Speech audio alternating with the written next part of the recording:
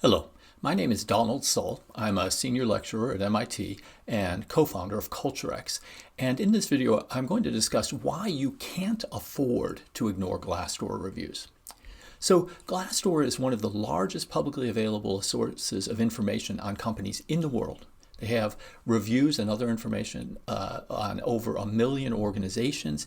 Every month, 50 million unique visitors come to look at over 70 million pieces of information that are available to them on the company's website. And despite this gold mine of data, many employers dismiss these reviews as either the rantings of disgruntled employees or fake reviews from companies trying to boost their ratings. Our analysis of the Culture 500 data set, however, which is comprised of more than 500 large, mainly US-based companies, shows that neither of these concerns are justified. So the first myth is that Glassdoor is where disgruntled employees go to rant, and so you would expect to see a lot of negative reviews. So if this were true, we would expect to see reviews dominated by 1- and 2-star ratings, because only dissatisfied employees would be motivated, would bother to write reviews. In reality, fewer than 1/4 of employees give low reviews in our sample. And this is because Glassdoor has put in place a policy called Give to Get, where users need to post a review to access this treasure trove of content that's available to them. And what that does is it provides incentives for employees with moderate views to write a review, as opposed to just those employees who are really angry at being motivated enough to write reviews.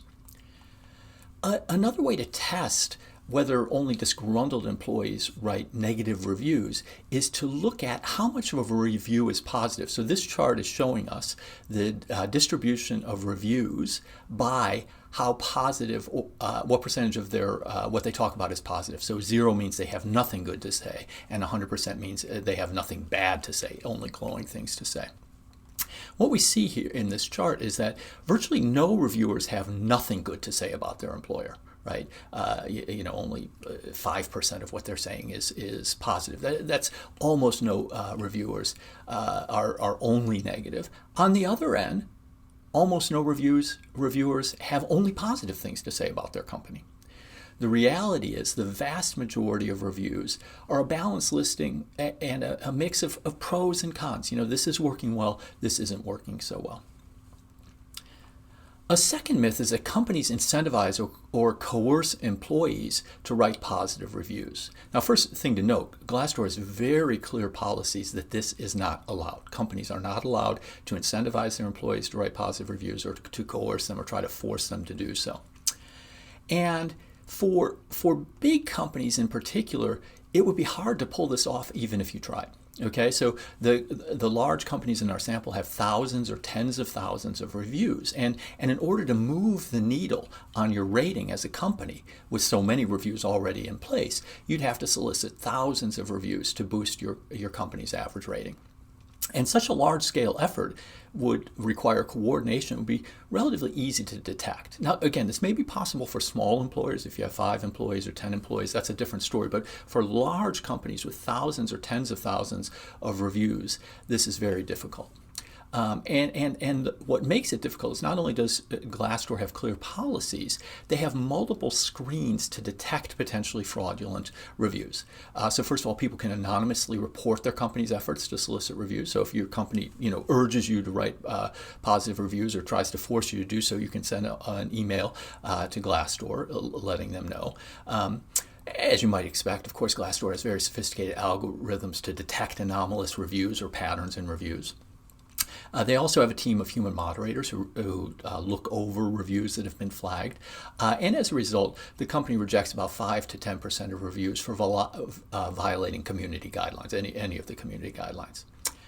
So not only do they have a clear policy, multiple screens to detect if there are potentially fraudulent reviews, there are also penalties for being caught. So of course the reviews will be taken down. But another thing is Glassdoor will post an alert to flag suspected cheaters, and anyone who goes to that company's website will see that alert. Another thing is companies can be barred from consideration for the awards like Best CEO or Best Company to Work At awards that are presumably part of what motivated them to try to induce these positive reviews. They can be banned from eligibility for those awards if they're found to be trying to cook the books. So we conducted an additional analysis on top of Glassdoor's multiple screens to quantify the possible impact of a company stuffing the ballot box. So, they have all these screens, they seem to be working well, but let's test this. That was our approach.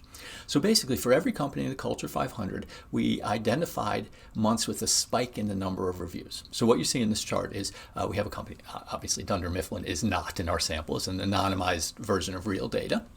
And for every company, we looked at the month and year. So June 2017, for instance, we looked at the number of reviews in that month. And we took this over a 5.5-year time period, which was the period we looked at in our sample.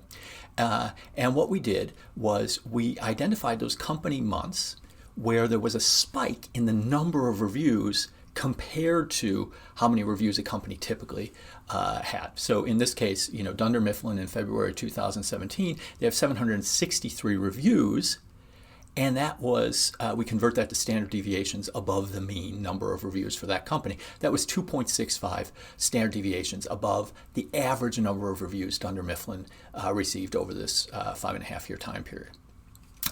So that we call a positive spike. So then we took all of the company months in our samples, about 41,000 company months, and we plotted them by how much they were either above or below the average number of reviews that company received. And again, zero means that they were just at the average, and we're expressing things in standard deviations above or below the average for the company. So we define a spike month as one that was 2 or more standard deviations above a company's average number of reviews. And in our sample, we find 1,324 spike months, which account for just over 3% of our sample. Now, first, it's worth noting spike months are not inherently suspicious, right? In a normal distribution, you'd expect about 2.5% spike months, and we're a little over that, but not a lot. And they could also be caused by some big event, a merger or a product launch, for instance. What would be suspicious is if you had a big spike in the number of reviews in a month, but you also had, in that same month, a big spike in the average rating. That looks suspicious. So what we did was we took those 1,324 spike months and we plotted them by how much they were above or below each company's average rating for the month. And again, we're plotting it the same way. So if a company is at 0, that means, yes, there was a spike in the number of reviews, but the average rating was exactly the same as it had been in other months. So we define then a positive spike month as one where both the number of reviews and the average rating are 2 or more standard deviations above the company's average rating. And in our sample, we identified 59 positive spike months. And just to put this in perspective, that accounts for 0.01% of our sample. So this is a minuscule sliver. By the way, this could have occurred by chance for perfectly innocent reasons. To be on the safe side in our analysis, we exclude these reviews from the Culture 500. It doesn't matter much because there's such a small number, but we exclude them from our analysis. So in sum, it's dangerous to dismiss Glassdoor data. Glassdoor reviews are neither the rantings of disgruntled employees nor the fraudulent postings by companies trying to boost their ratings. Instead, they provide a balanced and genuine view on how your current and former employees view your corporate culture. And as a result, if you ignore these reviews, you risk missing very valuable insights.